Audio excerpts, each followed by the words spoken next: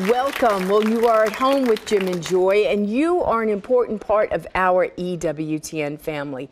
And we're delighted that you've welcomed us into your home. You know, we want to hear from you. So send us an email with a question or your comment to jimandjoy@ewtn.com. Well, today we're going to finish up our wonderful conversation with Lisa Wheeler, who is a foster care advocate and an adoptive mom, and very informative in ways, you know, we, in the pro-life movement, and we're very involved. You know, you work at the Pregnancy Medical Center and you get the babies born, and that's a great save, right? You want that baby born, but then what after that? Where does that baby go? And we know we have some clients of our clients who wind up in the foster care system just because of past issues with DHR, and it gets complicated. So when you have a new baby, you're flagged in the system, and DHR shows up and takes custody of that baby. Maybe you're at home and you're thinking, you know, I've never entertained foster care. I haven't even thought about it. There's a great website that you can go to look at it, and it's nfpaonline.org.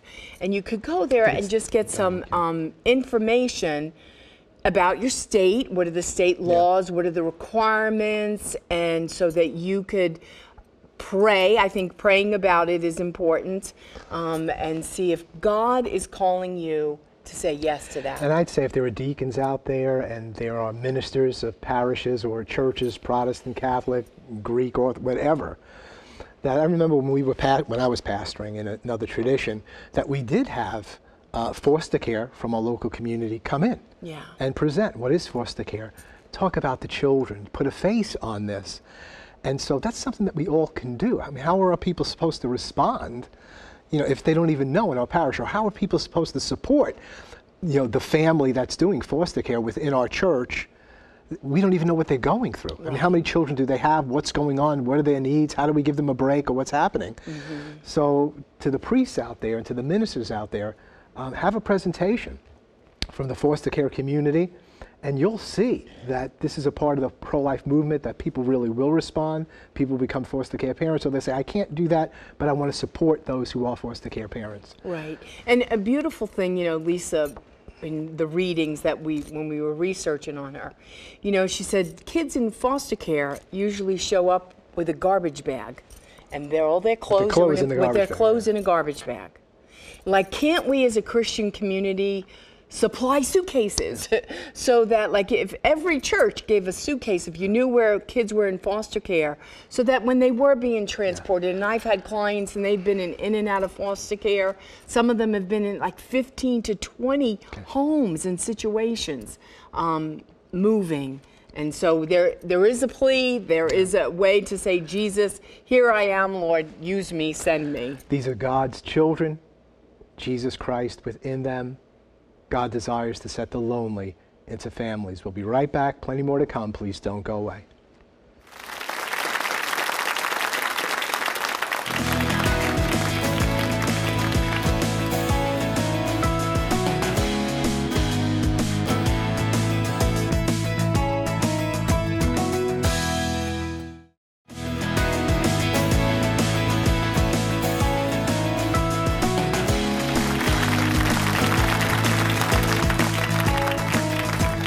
Welcome back. Well, you're at home with Jim and Joy, and today our guest is Lisa Wheeler. We had her on Wednesday, and now we're going to finish the conversation about foster care advocate. She does a great job. She's an adoptive mom, and she really wants to inspire you to get involved and to do something. Lisa, you were sharing on Wednesday your own journey regarding foster care, and so you have, as a result, 2 adoptive children. It started out as a foster parent situation, and now you have 3 boys, all from the same family. What's the ages of all of your children, the foster care and your adoptive? My oldest is 10. Our next child, our son, our adopted son, is 7, and then the 3 boys are 5, 4, and 2. Wow. So, and we've had the baby since he was born. So he's been with us from the very beginning. Yep. And you're doing Carmel Communications in terms of marketing and publicizing various Yes. Catholic works. You got a good husband. I do. Because I'm wondering how all this happens, Yes, you know what I'm saying? so we have a sort of a non-traditional family. My husband is a stay-at-home dad, Okay. and because of the work that I do with Carmel, I'm the one that's, out on the road and when I need to be. But having your own company also gives you flexibility to be able to be where you need to be when you have children with needs. In your writings and in some of our conversation on Wednesday, you seem to have a passion not only for foster care itself, but to help Catholics in the pro-life community understand its place, foster care, adoption, in the midst of the whole culture of life teaching. Yes. Share with us about that. Well, one of the things that surprised me when we became foster parents was the lack of continuity as it relates to the pro-life ministry within the church. It was different for us because we weren't having biological children, so naturally there were no baby showers or sort of that prep period that women who are pregnant experience with their friends and family and sometimes their community. And but my church at the time knew that we were foster parents, and I was really surprised by how little the church responded to the fact that there was a foster family in their midst, and just reaching out to say, what is it that you need? This is when our first child arrived on our doorstep, we had nothing. No sippy cups, no change of clothes, we didn't know what to feed her. Like we were like literally, adrift at sea. And if it wasn't for my friends and my family, we would have probably drowned in that time frame. And it seems to be a repeated pattern among, now that we've been doing this for 7 years, that there really is this, as I said, lack of continuity in the sort of whole life mentality around those that commit their lives and their homes to being a safe haven for these children through foster parenting. The church needs to do more. The church needs to recognize that in their churches there could be many families who are at home with children, for a variety of ages, infant to teenagers, that are in need of additional support, because it's not easy. Parenting alone isn't easy, we know that, but when you're parenting children that come from these complicated backgrounds, you're dealing with all of the if you want to use the term baggage, that comes with that. The trauma and the loss that these children experience is a heavy burden on their whole body, spiritually, emotionally, physically. And we need the support of our faith community to help journey with us through this time. What do you think is some of the biggest fears why people don't get involved in foster care? I think the biggest thing may very well be that they feel like these children are broken and that they don't want to take on the problem of of another family's situation, and and how that might integrate into their own family, particularly if they have their own children. And it's a valid concern, but I also often say to people, don't approach it automatically with a fear or an assumption that the children are going to set your house on fire or do something horrible to a pet. I mean, these are the extreme examples of what people of what people feel like these children might bring into their life, and it's just not true. My husband and I have fostered 15 children in addition to the ones that are in our home, and yes, we have children that have complicated life histories. They're children that suffer. They have issues with focus, and they have behavioral challenges and special needs, but there are resources available to help navigate that. And what's most important for those children really is the stability of the family, and knowing that there's somebody there that's going to love them no matter what, that's going to love them through the difficulties and the challenges of where they are right now in their life.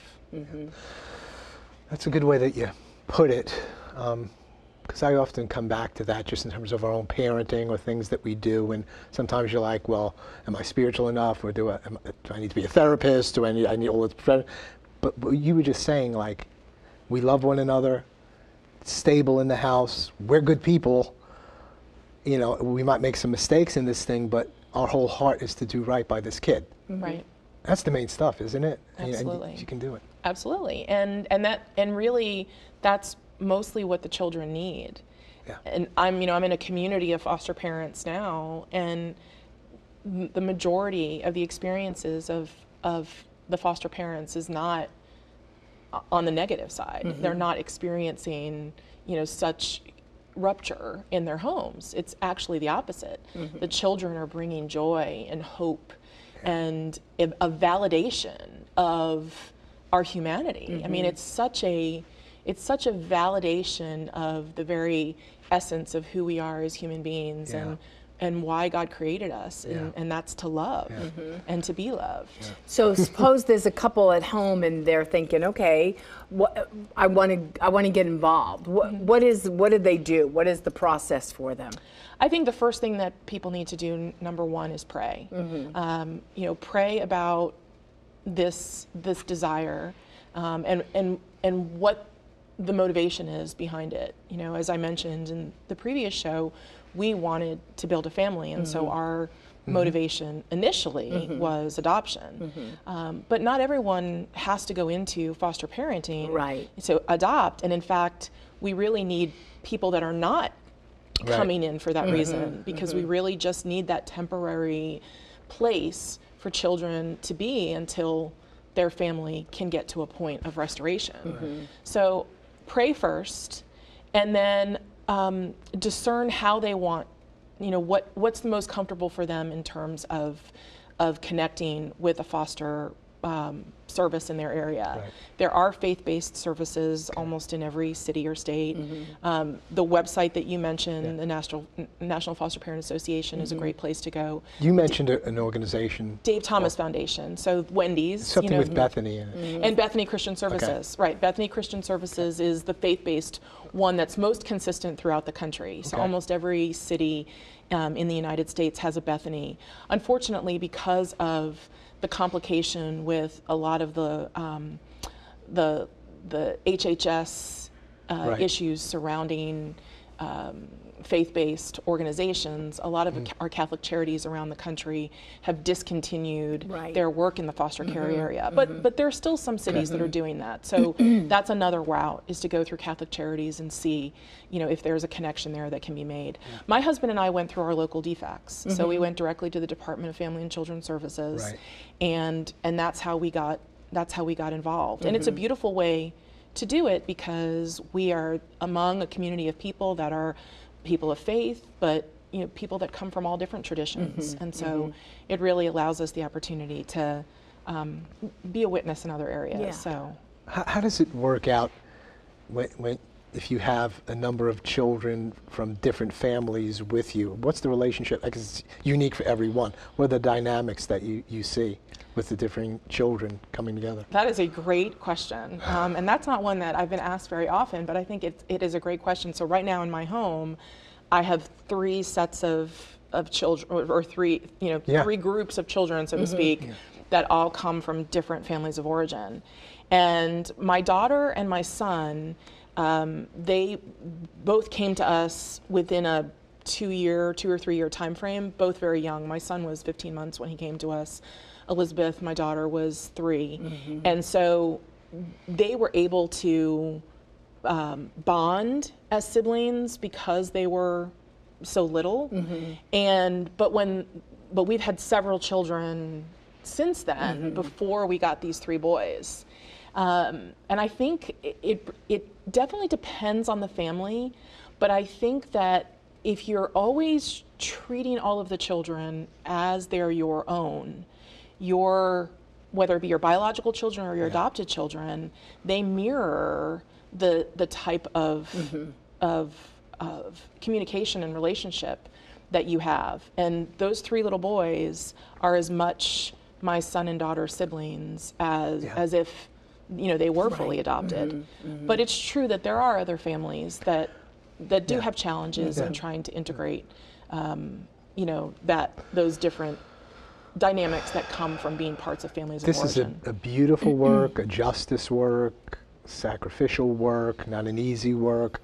And we've been involved in some of those works too. And sometimes I'm kind of like, God, haven't I done this, you know, like long enough for you? And it's like God says, you think you're doing me a favor, I'm doing you a favor. You know, Right. This is the way I'm saving you. Right. How have you changed, your husband? What's happened to you? You know, there's a scene, I like to say that, to describe it in this way, I've been asked that question before. There's a scene from How the Grinch Stole Christmas in which he finally, you know, realizes what Christmas is all about, and he makes the statement that my heart grew 3 times that day. And I never thought that I would have this level of a capacity to love. In fact, I used to joke with my friends when I was younger, waiting to get pregnant, and they would say, oh, one day you're gonna have 10 kids. And I'd be like, I cannot be a parent to 10 children. Yeah.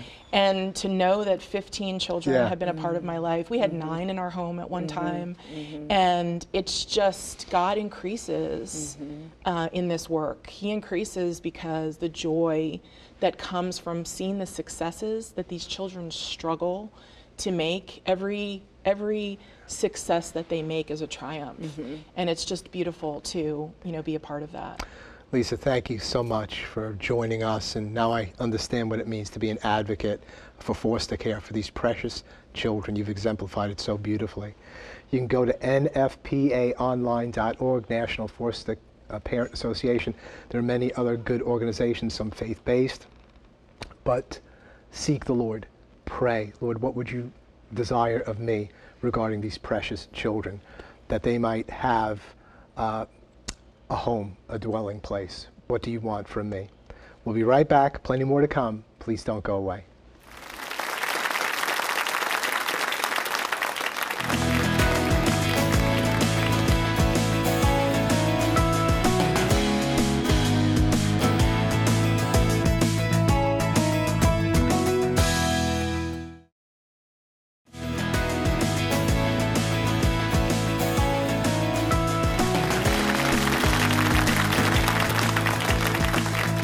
Welcome back. Well, in a minute, we're going to get Father John Paul's perspective on today's show. But first, we're going to go straight to Rome to hear from Joan Lewis. Now, Joan, you paid a visit to St. Peter's Basilica today, didn't you? Hi, Jim, and hi, Joy, and hi to all your guests. And this is really a very special day in Rome. Now, any time that one can visit St. Peter's Basilica, which you can see right behind me, it's a special time to look at over 500 years of art, of history, of liturgy. It's also a chance to think of the first pope, St. Peter, for whom the basilica is named, and who, of course, is buried underneath the basilica in an area known as the Scavi. Now, there are 2 days during the year which are ultra special for St. Peter's Basilica. One of them is today, February 22nd. It's the Feast of the Chair of Peter. And this is a recurrence that has been celebrated since the 4th century to mark the primacy and the authority of Peter, and of course his successors, the Pope. Now, on this day, the very famous statue of St. Peter, it's on the right-hand side of the main aisle as you go up towards the altar in the basilica. And by the way, you'll see it right away. The right foot is shiny. It's almost disappeared from people touching it and kissing it over the centuries. Anyway, on this day, the statue of St. Peter is vested in lavish vestments. He wears the triple crown, triple tiara, and he has a papal ring on a finger. And also, there's usually a huge basket of red roses at the base of the column where the statue is. Now, the chair of Peter is actually a throne of Emperor Charles the Bald. He was a grandson of Charlemagne, and he gave this chair to Pope John VIII on his coronation, Charles's coronation, Christmas Day of 875. For many, many years, this chair was used by Pope John and his successors, and then in 1666, it was ensconced in Bernini's Altar of the Chair, which we can all visit today. Now, for many, many years, this was actually believed to be a double chair, part of which went back to early Christian days and actually to St. Peter. However, in a period of 1968 to 1974, the chair was removed from its locale in the altar of the chair, and it was studied, and actually the oldest parts of it only go back to the 6th century, so interesting stuff. But one more thing. The second day that you can see St. Peter dressed in all of his finery is June 29th. That's the feast of Saints Peter and Paul, apostles. So hopefully you're here February 22nd or June 29th. In any case, great historical stuff, isn't it? Back to you. Thanks, Joan. Everything St. Peter there, Joan, always makes me feel like I've got to go back to Rome to see what she's talking about. Well, I was in Rome twice last year. Had an opportunity to go to St. Peter's Basilica a few times, and in April I actually celebrated a Mass with Pope Francis right where that chair is. Wonderful. Yeah, so she was talking about it, and I was having memories of celebrating Mass there with Pope Francis. Beautiful. Final thoughts, impressions about the show today, Father? Well, I think just to pray whether the Lord is asking you, inviting you to be a foster parent. Amen. It takes prayer. It takes it's an invitation from God, and I just love that word that Lisa kept on bringing up, restoration, because it is a restoration in family. Family life needs to be restored, and in the very beginning of the show, Jim, you talked about how there needs to be a face to this movement. And that could be something that if somebody is out there thinking about foster care, to actually go and look at actual faces and not just think about it as a abstract thing, but actually look at pictures of children. These kids need you. I'll never forget when you came in years ago when I was a novice with Father Frank Pavone with baby Deborah. I hear about abortion. I've read about abortion. You can see the pictures about, with aborted babies torn apart. It's hard to even think about. But when you brought that child in and put it right before my eyes, that to me put a whole different face on abortion. It changed the way that I look about abortion. I could see you looking upon this 24-week-old whole tack baby that had been aborted that we were going to lay to rest, and we laid it to rest here in Hansville. And I remember you seeing and the impact that had. And you're saying we need to look at these children who are foster children, because you'll see them, you'll see the face of Christ, you'll see these children upon whom family is written, not experiencing family, and you can't help but do something.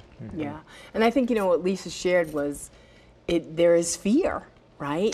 Fear that I'm going to get hurt, fear that, but we can't be afraid, because love doesn't move in fear, right? And so we have to move in love and in hope and believe that even if it's for a short time, whatever, I loved and I tried to serve and make a difference in a child's life. Sure. The Lord says fear is useless. What is needed is trust. And there's going to be hurt. There might be some pain in it, and that's okay. The Lord enters into that pain, and He redeems it. Amen. Father, lead us in a prayer and give us a blessing, please. Sure. Family, may the Lord bless you and keep you, and may He turn His face to you and be merciful to you. May He show you His kindness and give you His peace. May Almighty God bless you, the Father and the Son and the Holy Spirit. Amen. Amen. What a beautiful time, beautiful conversation together. It really builds our faith that life, marriage, and the family will prevail. All together, we will build a new culture of life. Keep it on EWTN. Bye now.